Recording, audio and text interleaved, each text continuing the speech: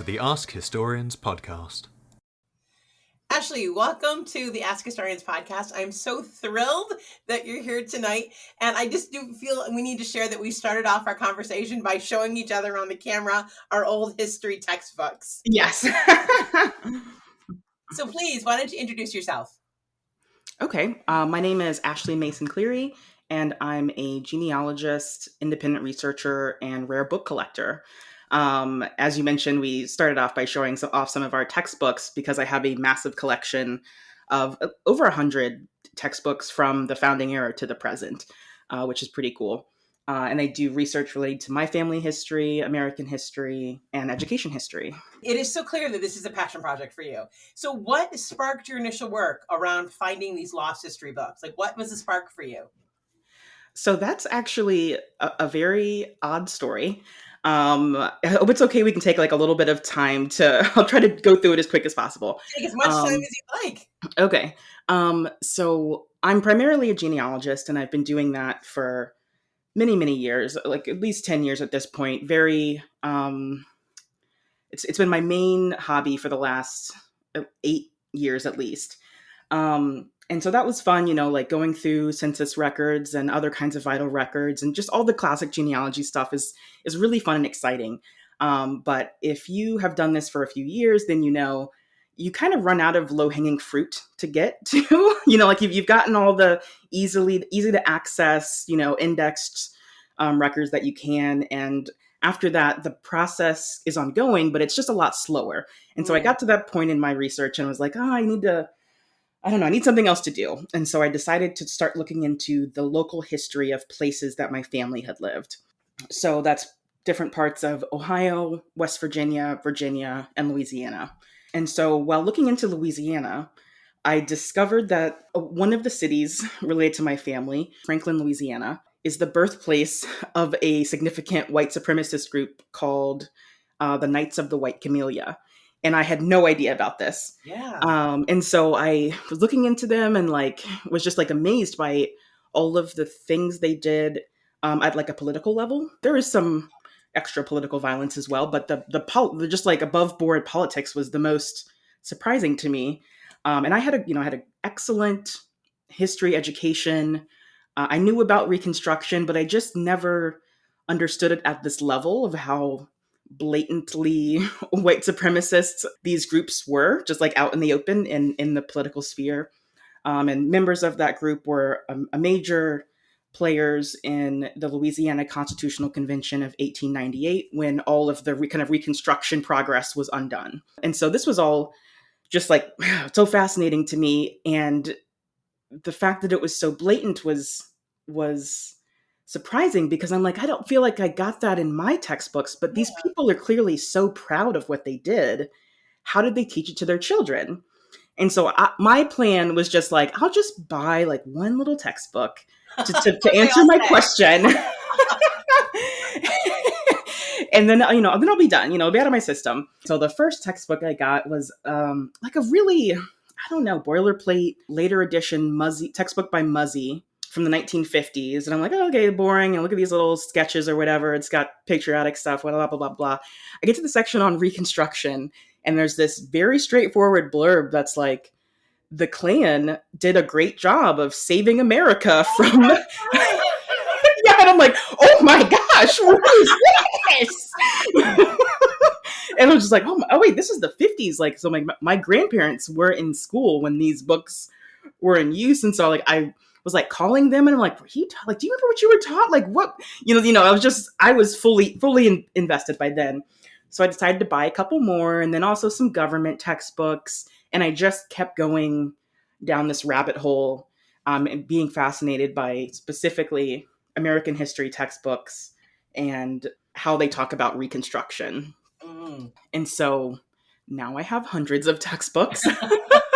And it is fascinating to see how they changed over time, and also to research the controversies around them. It's just been very unexpected, but enjoyable, but also kind of sad in that some things have just been done so many times.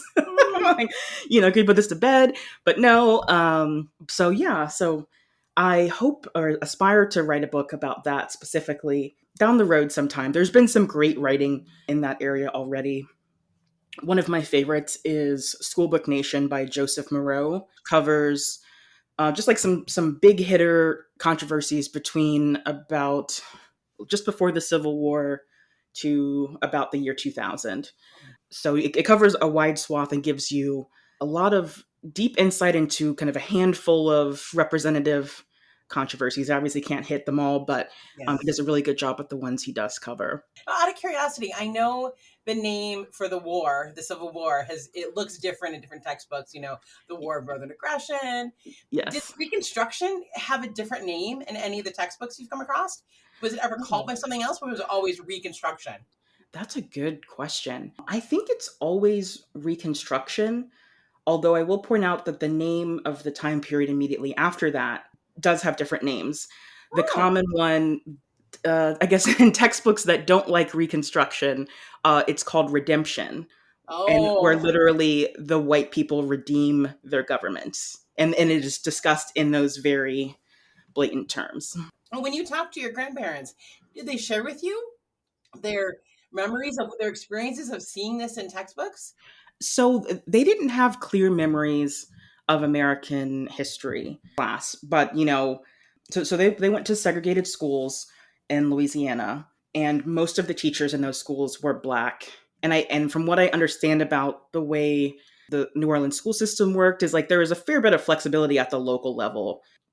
I guess I think potentially like skip over some things or recast some things or put emphasis in certain places. My grandmother did mention that she had a particularly good history teacher that was great at like just bringing things alive and making it relevant.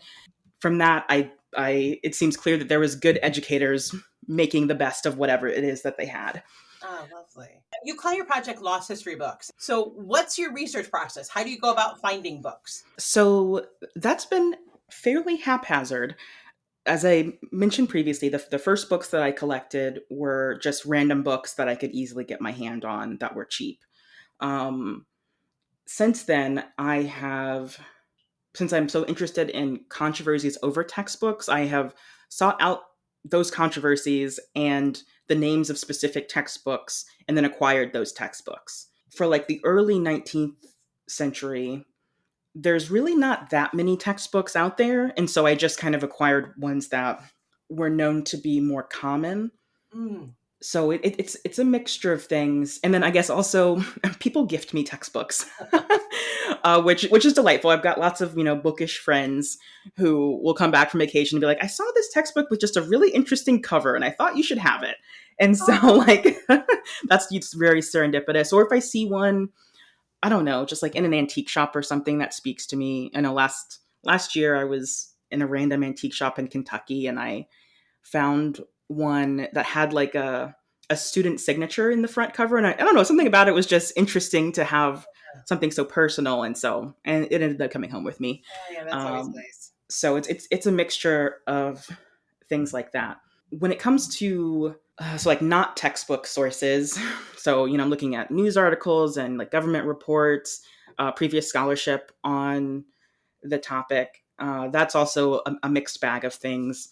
I do physically go to libraries and archives. I've been to, I don't even know how many, at least a dozen at this point in a few different states.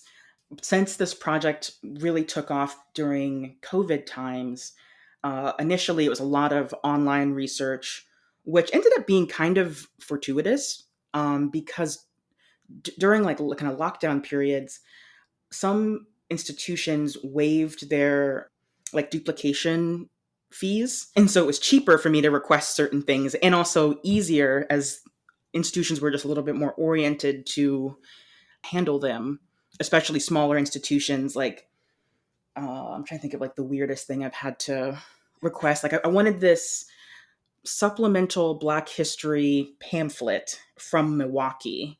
And I was able to get it. And I feel like it was the kind of place that held it. I'm like, I'm not sure if they are accustomed to getting, like remote research requests like this. But they were able to do it. And now I have a digital copy of it. And that's delightful.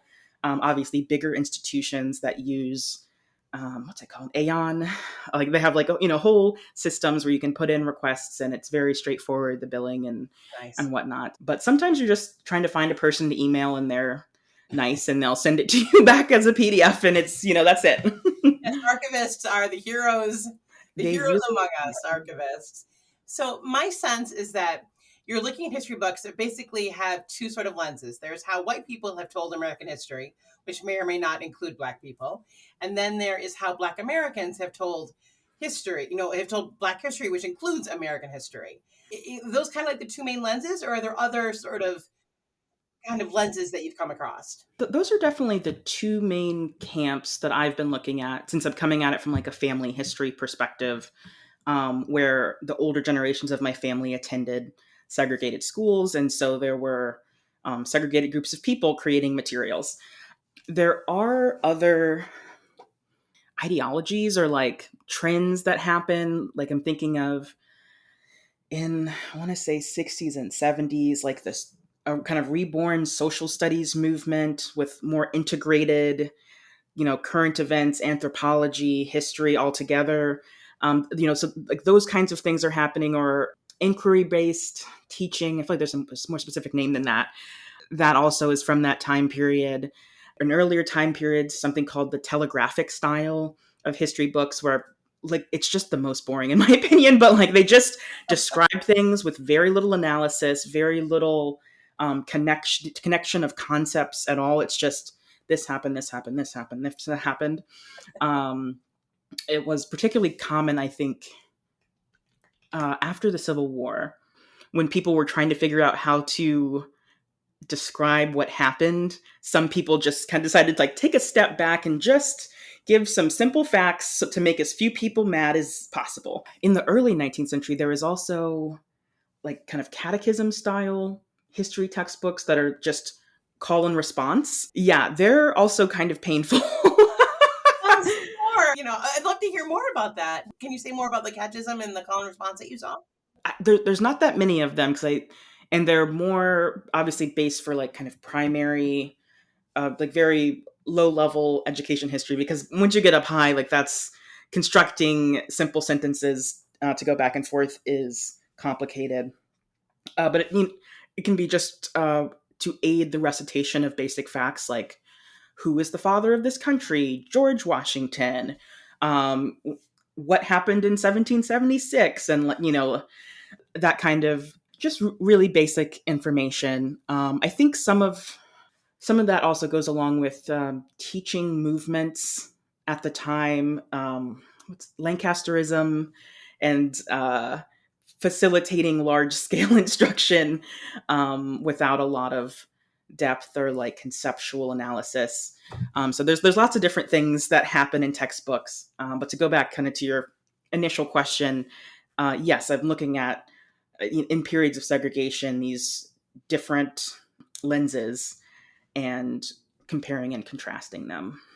Now, on Ask Historians, we often get questions about, people will talk about, why is this and such an American education? And every time I answer a question, I say, well, there's really no such thing as American education because of the 10th Amendment, da, da, da, da, da. And the clearest examples of differences that I always point to is the difference between New York State and Texas.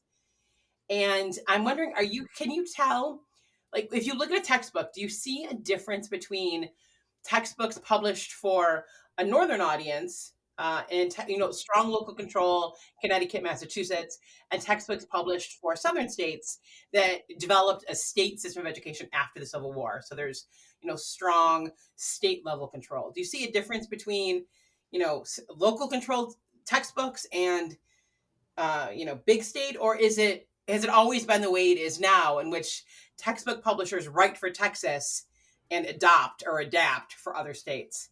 Yeah. Wow, that's a big question.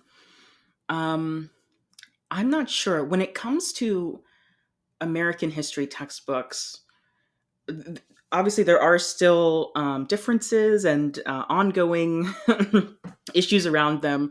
But even at their most extreme, they're often not that different. Like nobody paint with a broad brush. Like, people don't typically don't nitpick about how the Korean War is taught, or this the War of 1812. Like I've never heard a controversy over how the War of 1812 is covered. That's just not something that's in the public mind. And so in a variety of textbooks, you're going to get very similar information. So the areas in which there is contention are actually quite small in the grand scheme of things. But as far as American history textbooks, I don't know. I don't know how to answer that in general, like across time and across space. I Yeah, can tell you that. So I have this collection of state history textbooks specifically. I've spent less time digging into those, and most of the ones I have are from the 1950s and 60s. They're for maybe like an 7th through 10th grader, so somewhere between end of middle school or junior high, beginning of high school. And there is quite a bit of difference in those to a degree that you're not going to find in American history textbooks, and in part just because each state has a pretty unique story. Even among New England states, the difference between Vermont and Rhode Island is actually quite a big deal because of what was going on in the English colonies at that time, and also economically, there's quite a bit of variation in how states develop because of the economic and like geographic and cultural differences, which are just more pronounced at a state level. So those are quite different. And venturing more into the realm of my opinion, there is different vibes, I guess I would say. Although I would also say that state history textbooks have I think, in my opinion, on average, a more triumphalist tone than American history textbooks. In that, like, people just feel more free to toot their own horn to a degree that doesn't happen at American history textbooks. I think in part because there's been so many internal conflicts. Not just obviously big things like the Civil War, but like big political schisms in other aspects of American history that we all have to agree and like have a peaceful, steady state about. But when it comes to a state history textbook, states don't typically have big cleaves in them like that, and so it's just gung ho from beginning to end. I love the idea. I know for some reason, just the idea of thinking about an Ohio state textbook that's very rah is delightful to think about. Yeah. Let me tell you, it's a lot. We really are proud of the Native American mounds. For some reason, that's the only thing. So reflecting on my own education that I recall distinctly is just a lot of time about these mounds and how cool it is that we have them. And lots of agricultural history, which I am very proud of Ohio. I think we have some of the best farmers in the world and some of the best agricultural products. So like, I will happily go along and yes, our corn is better than Nebraska. Thank you very much. Nice. And I say that knowing that when the kids in New York, we learn history, we learn the Erie Canal song and no one else does. Oh, yeah. Yeah. So I'm curious, is there a particular person you've met through your research that you think people should know more about? A figure in history or someone who's come up in your textbooks? Or is there a particular person you think we should know more about? So along my research journey into textbooks, I've taken a kind of detour for the past year and a half. But both things are going along side by side. And that has been into specifically Black education during Reconstruction. So in case people are unaware, before the Civil War, in most Southern states, it was explicitly illegal for enslaved people to be educated, and often just Black people across the board, whether enslaved or free, to be educated. That completely reverses as the war happens and more states fall back under Union control. And so right behind kind of Union forces proceeding is this huge wave of humanitarians and educators that are addressing kind of obviously the just like refugee crisis that is happening all around them, but also setting up schools and like the first settlements of free Black people that kind of come to exist in these areas. it's a massive undertaking, and it's really fascinating. And there's been a lot of good scholarship into it, but there's still, in my opinion, a good bit left to be done. A couple years ago, my plan was just to read a couple of the big books on the topic and then move on. And just as has happened before, that did not that did not happen. So essentially, I was reading one of the like foundational texts for this area, which is called "Reading, Writing, and Reconstruction" by Robert C. Morris. Mm. Excellent book. It was first published in the 70s, I believe, and he also collected some copies of books that were published specifically for Black people at this time and had them reprinted, Mm. which was very important because in the 70s and 80s, having access to rare books was just more complicated because it's before the internet and digital availability and things like that. The book is fantastic. So as I was working through this book, I had the good fortune first to locate a book that he never located, which was my first big break and like the Exciting. most exciting thing that happened to me um, up until that point. And I'm like, this is riveting, like delightful. It's a small pamphlet called Handbook for American Citizens that was created by the American Freedmen's and Union Commission in 1865. He knew that it existed because of references to other publications, but he never succeeded in locating a copy, as far as I can tell.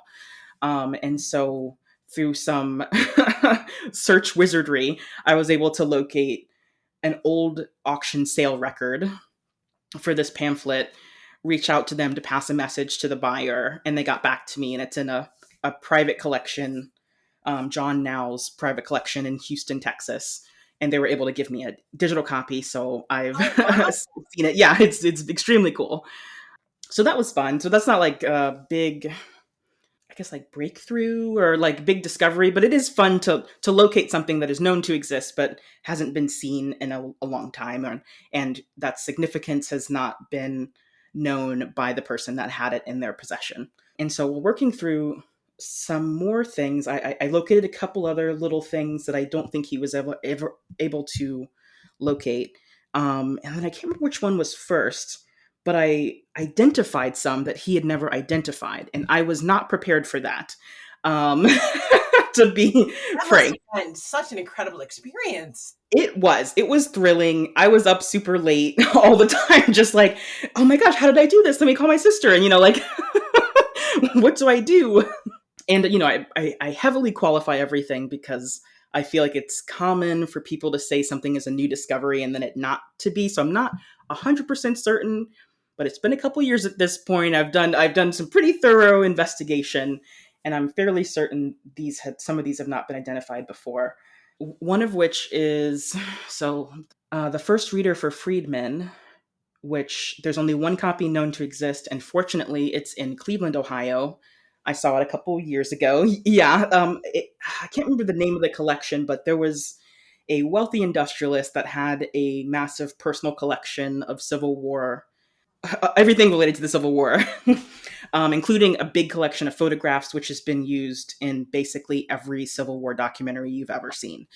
But this book, I don't think, has garnered any attention. And so I was able to locate that this was created specifically for freed people, go and see it, and then do a little bit of research and figure out that it's actually identical to another book they made at the same time. And so while it's branded, essentially just branded for freed people, but the content is not made specifically for them. Hmm. And actually, the content of both books is essentially, I suspect, completely compiled from previously published material, which is common for the time. They also had a children's periodical, and it appears they just kind of gleaned articles from that, compiled it into a kind of textbook format, and then branded them two different ways, one for general audience and one specifically for freed people. Hmm. And we had a conversation a while back with Lydia Moland, who wrote a biography of Lydia Marie Child, who played a role in compiling some of those books. I believe Yes. she focused on Black women when putting together texts. She made one book specifically for freed people, educational book called The Freedman's Book. And it does heavily feature Black women, particularly. There's a few poems by Frances Ellen Watkins Harper, for example.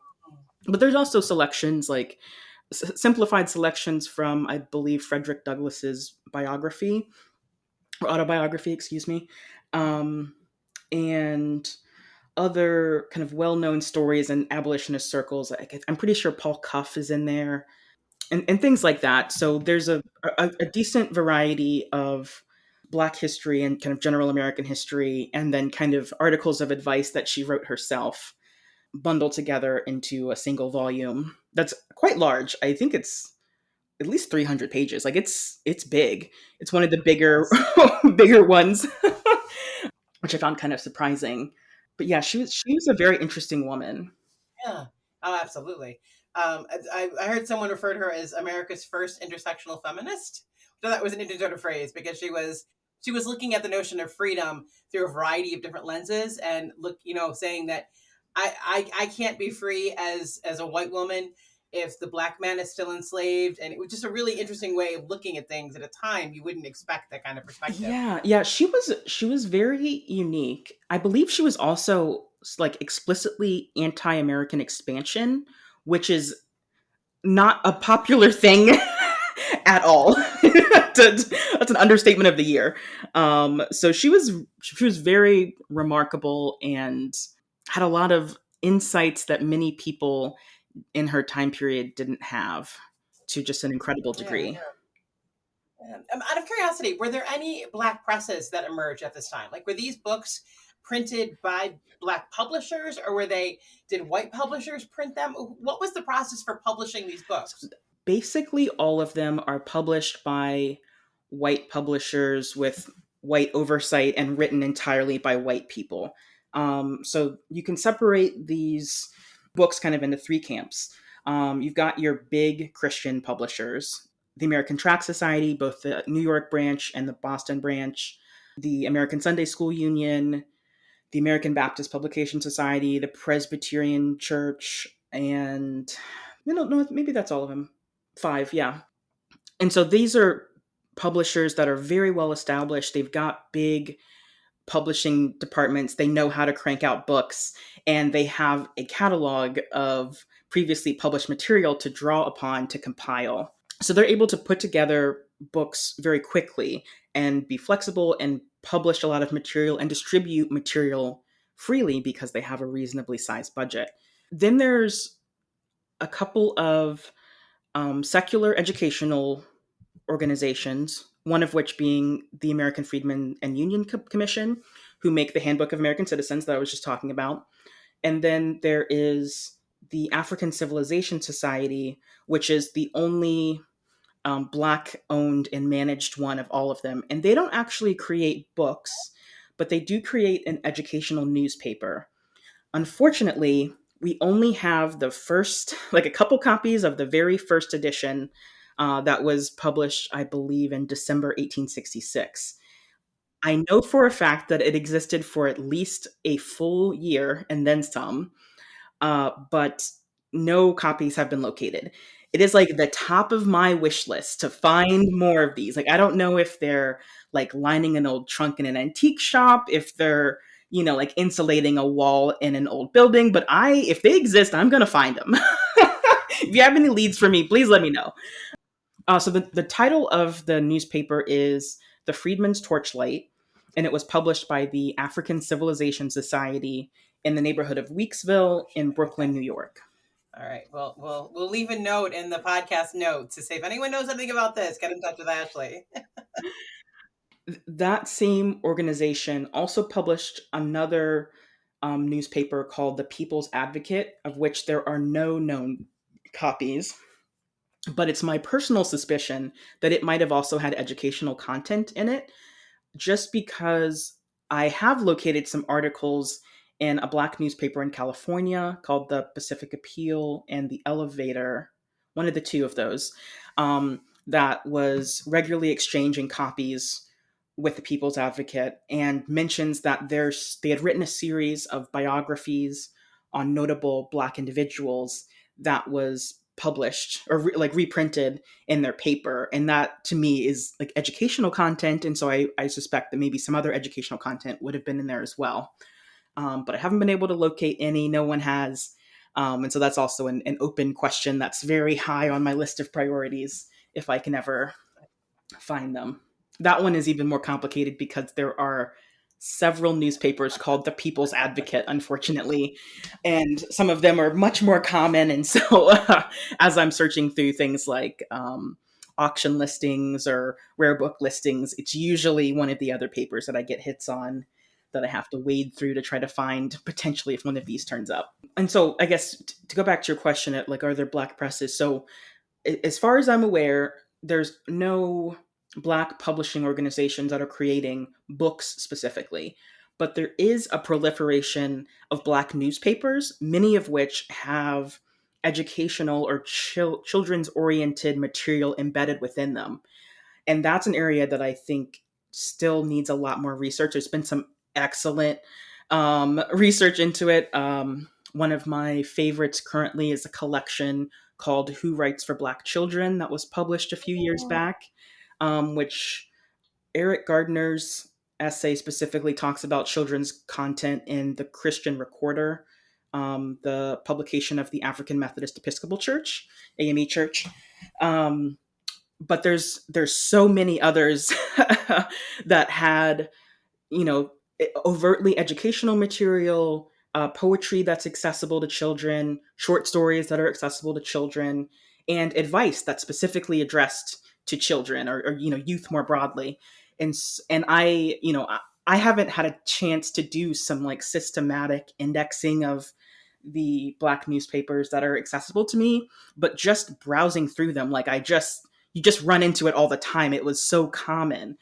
And so I know that there is a lot happening at that local level within the Black community. But unfortunately, I can't make like sweeping statements about it yet because there's still so much basic research yet to be done.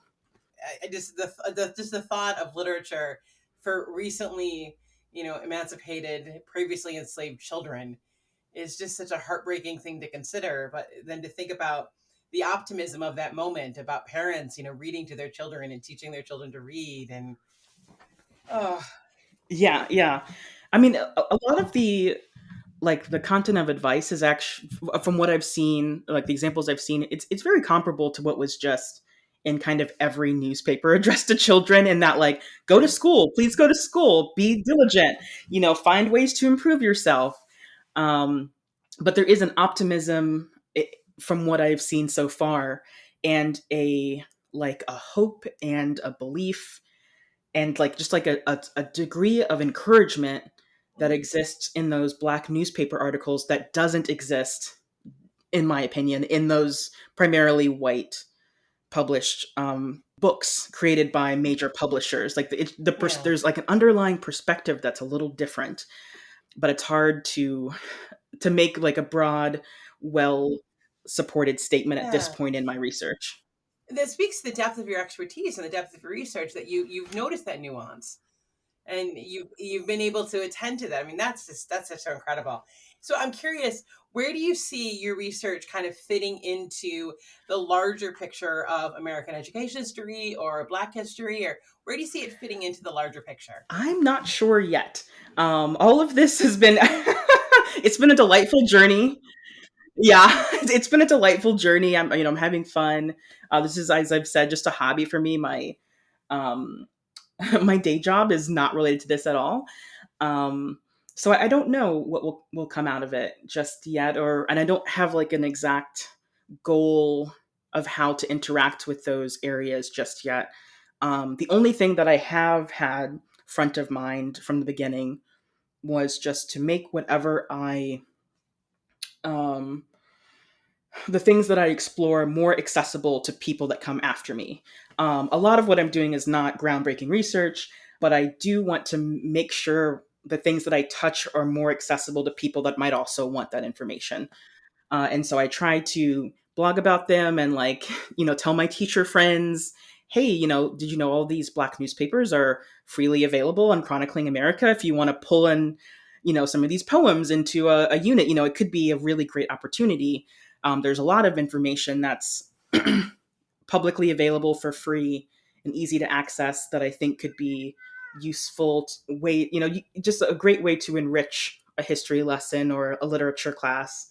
And so I think just letting people know that they're out there, and then also digitizing materials that have not previously been made available. So, or aiding the digitization of materials that have not previously been made available. For example, two of the most interesting books that I've come across, one of which is, I don't think has garnered any academic attention since it was published, just so that's exciting. They're books written by a woman named Annie Mariah Mitchell, and she's the main focus of my research at this particular juncture. Absolutely fascinating woman. Her dad was a school superintendent in the American Freedmen's and Union Commission, supported by a diverse group of folks in Pennsylvania. So the Pennsylvania branch of that organization sent him to around Nashville, Tennessee, and he had several schools under him in Tennessee and Alabama. After the war ended, his wife and daughter joined him, including his daughter Annie.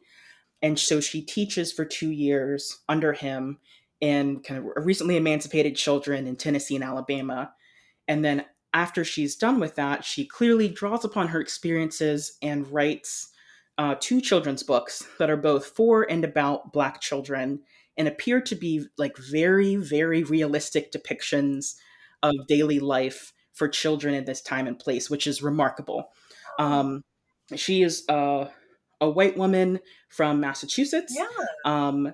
But I think she's done an incredible job capturing just like those like pleasant little details of what life was like and conveying them in a respectful manner overall. It's still a 19th century children's book, so there's a culture gap just in general for books from this time period. If you haven't read any, it can be kind of wild sometimes. The thing I always point to is just the relationship to death in the 19th century is just completely different to today, in that children's books are full of death and dying and injury, illness, and there's just no hiding that from children at this time period, and so it's ever present in the children's literature of that time. And actually, illness occurs in both of them, but to a degree that's kind of normal for children's books of that time period. But they're really fascinating books. Not necessarily something I would just recommend any random child read, but I think could be valuable from a historic perspective or from a literature perspective or an education history perspective even. And neither of them were publicly available digitally previously. I now own a copy of one, the first one called Martha's Gift, which I've photographed and is available on the Internet Archive now. And a copy of the sequel, Freedboy in Alabama, is owned by Princeton Theological Seminary, and I very kindly asked them to digitize it for me, and they did. And so that's also available on the Internet Archive, so anyone can go and read them. It's really cool. There's a couple illustrations in it. They're wood carvings. That's how illustrations were done back in the day, but they're really beautiful and fairly realistic and just kind of delightful to look at and see Black children depicted in an ordinary and respectful way in the Reconstruction era, which is pretty cool. She also wrote two educational books, a primer and a reader, which don't have a lot of content focused specifically on Black people, but the primer specifically does have a really fascinating story that's accompanied by two really interesting illustrations. The story is called The Good Scholar, and at the beginning of the story, there's a picture of just like a regular Black teacher instructing a young Black boy. And then on the opposite page, there's an illustration of that boy sitting around kind of a kitchen table teaching his siblings what he's learned. And the story is about how this boy is very poor and doesn't have a lot of resources, but he studies very diligently. And some of his siblings, because they are working or something, are not able to attend school. And so he studies diligently so he can share with them what he's learned, and they can all be uplifted by this knowledge. And with the illustrations being all Black characters, it's this very strong kind of message of community self-uplift. which I have not seen in any other book of this time period, illustrated or not, like to a degree that honestly startled me. I was just amazed that she had done this and this had been published. And the picture is also very well done and just beautiful, of a teacher with their student and this boy teaching his family. Oh, But yeah, it's really wonderful. I will also mention that in well, actually go back a little further. So Annie taught nice. formerly enslaved kids initially just kind of primary school, or just, beginning grade. We don't have standard grades at that time period as we do now, but beginning students. But later she does teach a normal class, meaning a class to prepare people to become instructors themselves. And she, I believe, teaches alongside a student helper as she teaches some younger grades. So she's teaching people to be teachers, and then some of them are also aiding her in teaching younger students. And in her first novel, Martha's Gift, the main kind of plot element is that her younger brother gets sick and isn't able to go to school, but he's so anxious about learning, about like keeping up with what he's doing and also getting well, because he's very afraid of being sick. And Martha goes to school and then teaches him at home, so he's able to keep up with his lessons while he's sick and like on bed rest, essentially. And there's a clear implication that the character of Martha might go on and become a teacher herself. And so with her primer being printed shortly after that, it's kind of like the character of Martha grows up and is maybe the teacher in this primer. And like the kind of the arc is continuing. And this theme of community self-uplift is in all of her books. Oh, how lovely. Oh, could you just quickly explain for those who don't know, what's the difference between a primer and a reader? So I guess a primer is the most basic instruction. So like, your alphabet, your spelling, your pronunciation, just as like the most basic information you need before you can do anything else. And then a reader comes after that and is teaching you how to read, initially short words and short word combinations, and then sentences, and then progressing often through basal readers that are numbered, like first, second, third, fourth, fifth, that get incrementally more complicated with longer words and more complex sentences and more complex concepts as you progress. And you had mentioned that you didn't know where this is sitting in history or in historiography, but it is very obvious that you are definitely contributing to the field, that you are filling in gaps, that you're contributing to the history. And really, it's such impressive work.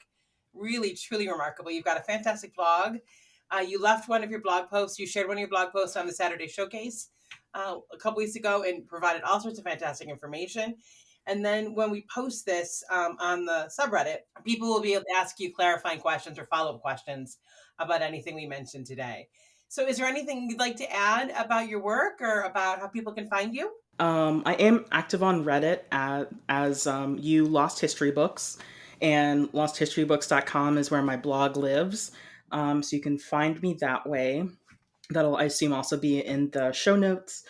I think if I wanted to leave people with one last thing, is like, if you have any leads or something that you think I would think was interesting, like please reach out to me. Like I love that stuff. People send me random stuff all the time. I love it. So like, please let me know, even if it's weird or you don't know if I've seen it already. I would love to hear from you. Do not hesitate. Excellent. That is a fantastic thing that to know that there's a person out there caring for and collecting and protecting these history books. It is so awesome. Ashley, thank you so much for your time tonight. And looking forward to seeing you around Reddit. Oh yes, thank you so much.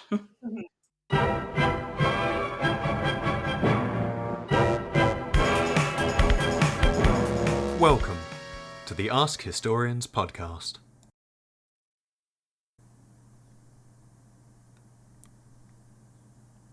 You've been listening to the Ask Historians podcast. Please support us at patreon.com/askhistorians. Find more history like this by following us on Twitter and Facebook, and by visiting us at askhistorians.reddit.com, and ask hundreds of historians and enthusiasts anything you want to know about history.